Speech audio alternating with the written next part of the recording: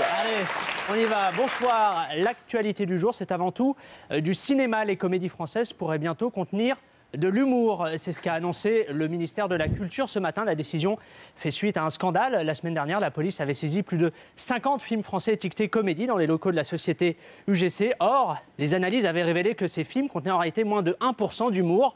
Les 99% restants étant composés de situations lourdes, pathétiques ou simplement gênante. La France est à ce point en retard en matière de comédie, Pablo? Oui, nous sommes en tout cas sérieusement à la traîne face aux États-Unis. Selon une étude du magazine Forbes, les comédies américaines type Very Bad Trip ou le classique Y a-t-il un pilote dans l'avion génèrent entre 1,5 et 3 rires toutes les minutes. Les comédies françaises, elles, sont un peu à la traîne avec seulement un sourire tous les 10 films. Pour bien comprendre les enjeux de cette petite révolution à venir, voici la position moyenne des lèvres d'un spectateur lorsqu'il regarde une comédie française. Pour 2015, les producteurs français espèrent une inclinaison des lèvres à 15 degrés. L'apparition des dents des spectateurs est prévue pour 2018, avant le premier véritable rire en 2020, Antoine. Alors, comment vont s'y prendre les professionnels du cinéma pour rendre leur film comique plus drôle? Plusieurs pistes sont possibles, parmi lesquelles la mise en place d'un César de la meilleure comédie drôle pour encourager la création. Ensuite, rajouter des bruits de flatulence à chaque fois qu'un personnage s'assoit dans un film. Enfin, appliquer avec plus de fermeté la célèbre formule scénario travaillé plus sujet inédit moins Franck Dubosc égale bonne comédie. Alors tout à l'heure, vous me disiez que ce grand chamboulement allait faire des victimes collatérales. Et le premier à en faire les frais, c'est Choco, un chimpanzé de 17 ans.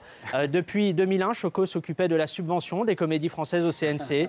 C'est lui qui avait la lourde tâche de jauger l'humour des comédies pour leur donner éventuellement son feu vert. Et bien ce matin, Choco a dû remballer ses bananes après 10 ans de bons et loyaux services pour laisser sa place à un véritable producteur. Mais le chimpanzé a déjà rebondi puisque Luc Besson vient de lui proposer le poste de directeur des scénarios dans sa société de production. Un poste précédemment occupé par Linette, une huître originaire de l'île d'Oléron.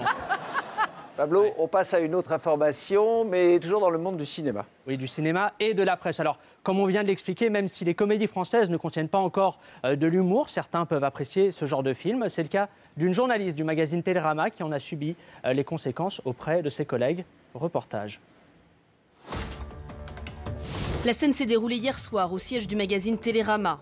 Céline Maury, journaliste, a été victime d'un acte d'une rare violence de la part de ses collègues. Son tort, avoir reconnu qu'elle avait un peu aimé le film Qu'est-ce qu'on a fait au bon Dieu, qui a connu un véritable succès en salle. Un avis positif qui aurait suscité la rage d'une partie de la rédaction. Il y a des choses qui ne se pensent pas à l'intérieur de la famille Télérama. Et au fond, Céline a eu besoin, elle en a fait un peu les frais, elle a eu besoin qu'on la ramène à nous. Alors qu'elle regagne sa voiture dans le parking du magazine, la journaliste est prise à partie par plusieurs de ses collègues. D'abord tirée par les cheveux, elle est ensuite traînée violemment sur quelques mètres avant d'être rouée de coups et battue froidement. 40 longues secondes pendant lesquelles la jeune rédactrice est frappée au visage avec des exemplaires de Télérama ou des cassettes VHS des films de Jean-Luc Godard. Il y a eu des signes avant-coureurs. Il y a quelque temps, c'était les profs. Là, aujourd'hui, c'est l'affaire Bon Dieu. Qu'est-ce qu'on a fait au bon Dieu? C'est quoi la limite? C'est quoi la prochaine étape? Une apologie de Camping 2? Cet acte de violence a évidemment suscité une vague d'indignation, à commencer par Bernard-Henri Lévy, qui a immédiatement apporté son soutien à la journaliste agressée en lui proposant de poser ensemble sur une même photo. Oui, un sujet terrible et toute notre sympathie va bien évidemment à ses collègues. C'est la fin de cette édition. Je vous donne rendez-vous vendredi prochain. On se quitte avec ces images, celle d'un combat entre deux loutres au ralenti. Je vous souhaite une très belle soirée. Merci.